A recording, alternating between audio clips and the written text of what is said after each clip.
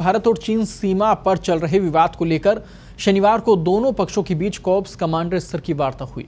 इसे लेकर रविवार को विदेश मंत्रालय ने कहा कि दोनों पक्ष स्थिति को सुलझाने और सीमा क्षेत्रों में शांति और स्थिरता सुनिश्चित करने के लिए सैन्य और कूटनीतिक जुड़ाव जारी रखेंगे। ये वार्ता चुशुल मोल्डो क्षेत्र में हुई थी। आपको बता दें कि मंत्रालय ने कहा है कि दोनों पक्ष विभिन्न द्विपक्षीय समझौतों के लिए उनके अनुसार ही सीमावर्ती क्षेत्रों में शांतिपूर्ण हल करने के लिए सहमत हुए हैं।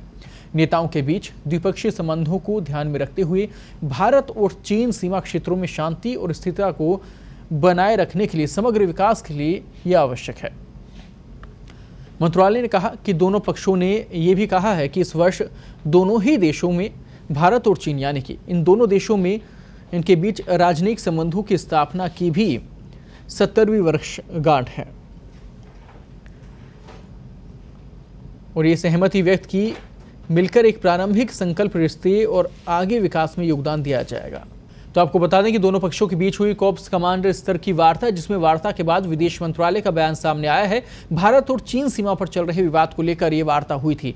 आपको बता दें, इससे लेकर रविवार को विदेश मंत्रालय ने कहा है कि दोनों पक्ष स्थिति को सुलझाने और सीमा क्षेत्रों में शांति और स्थिरता सुनिश्चित करने के लिए सैन्य और कूटनीतिक जुड़ाव जारी रखेंगे। ये वार्ता चुशुल मोल्डो क्षेत्र में हुई थी। मंत्रालय ने कहा कि दोनों पक्ष विभिन्न द्विपक्षीय समझौतों के अनुसार सीमावर्ती क्षेत्रों में शांतिपूर्वक हल करने के लिए सहमत हुए और नेताओं के बीच द्विपक्षीय संबंधों को ध्यान में रखते हुए भारत और चीन सीमा क्षेत्रों में शांति और स्थिरता समग्र विकास के लिए आवश्यक है। वहीं मंत्रालय ने यह भी कहा कि दोनों पक्षों ने यह कहा है कि इस वर्ष दोनों देशों के बीच राजनयिक संबंधों की स्थापना की जो वर्षगांठ है वो 70वीं वर्षगांठ है इस बार, और सहमति व्यक्त की गई कि मिलकर एक प्रारंभिक संकल्प रिश्ते के आगे विकास में योगदान दिया जाएगा।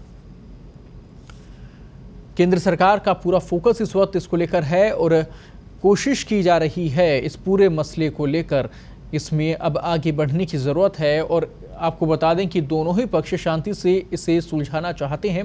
भारत और चीन सीमा विवाद को लेकर लंबे समय से जो बहस छिड़ी हुई है वो बहस किस ओर जा रही है वो देखना भी बेहद ज़रूरी होगा। विदेश मंत्रालय का बयान आया है वार्ता के बाद में।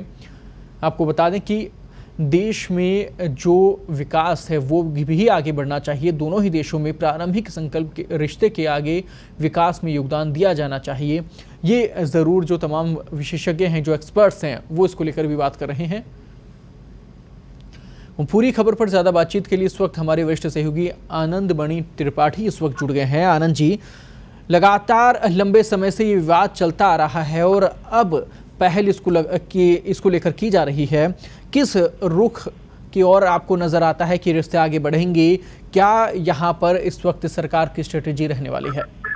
देखिए कृपाशंकर, सबसे पहली बात तो इसमें सरकार की स्ट्रेटेजी नहीं चलती है, इसमें चलती है स्ट्रेटेजी विदेश मंत्रालय की और कूटनीति की। दूसरी बड़ी बात यह है कि दोनों जनरल के स्तर पर जिस तरह की बैठक हुई है, छोटी छोटी 10 बैठकों के बाद ये बताया जा रहा है 11वीं बैठक थी, और ये इतनी बड़ी स्तर पर सैन्य बैठक पहली बार चीन के साथ हुई थी कल शनिवार को, जहां ये बैठक हुई थी। मोल्डो जगह का नाम है और ये जो बैठक हुई थी जहां ये तकरार हो रही है वहां से 20 किलोमीटर की दूरी पर स्थित है। ये सब सारी चीजें तो मैं पिछले लगातार आपसे चर्चा हो रही थी और जब ये खबर चल रही थी तो मैं बार बार ये कह रहा था कि चीन जो है व्यापारिक राष्ट्र है, वो केवल लड़ेगा नहीं, वो केवल ललकारता है। और निश्चित रूप से वो चीजें आज विदेश मंत्रालय की बात में बहुत साफ हो गई हैं।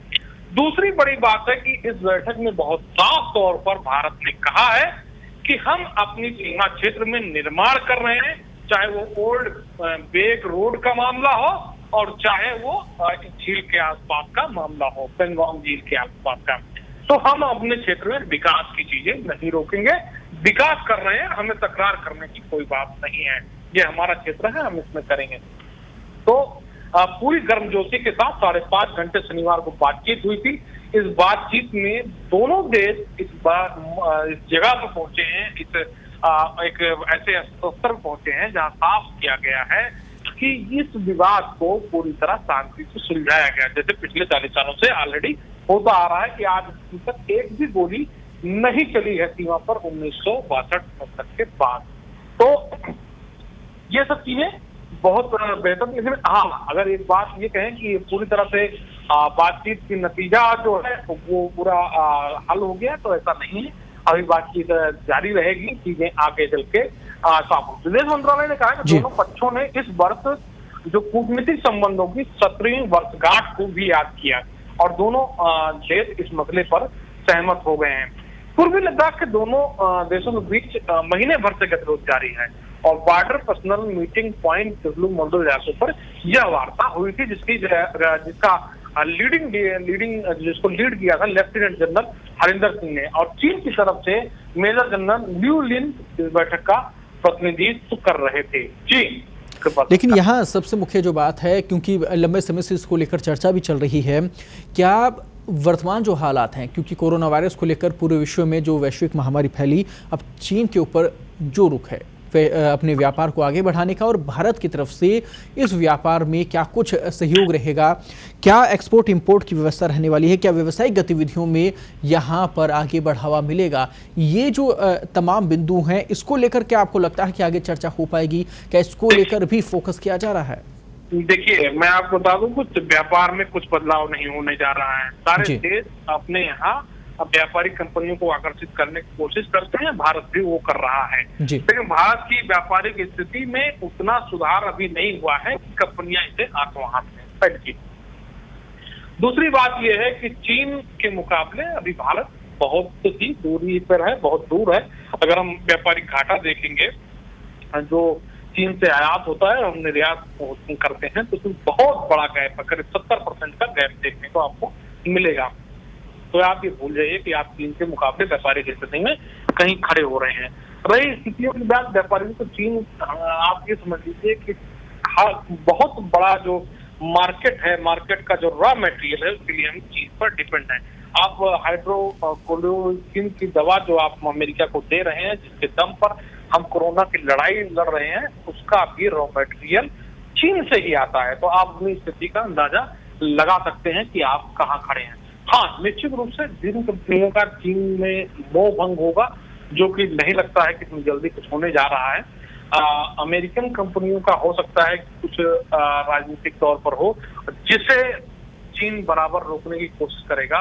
और चुनाव अमेरिका में होने जा रहे हैं, मुश्किल से 1 साल के अंदर सारी बाजी पलट जाएगी और चीन के हाथ में अमेरिका होगा। जो कहीं ना कहीं जो बातें निकल कर सामने आ रही है, जो दिल्ली की बातें निकल के सामने आ रही हैं कि ट्रंप के जो विरोधी उम्मीदवार हैं, वो कहीं ना कहीं उनका झुकाव चीन की तरफ, यानी कि अनुमान भी लग रहे हैं और कयास भी लगाए जा रहे हैं कि वैश्विक हालातों पर क्या कुछ स्थिति रहेगी, वो जरूर इसको लेकर फोकस किया जा रहा है। बहुत बहुत धन्यवाद, आपने दर्शकों तक महत्वपूर्ण जानकारी पहुंचाई।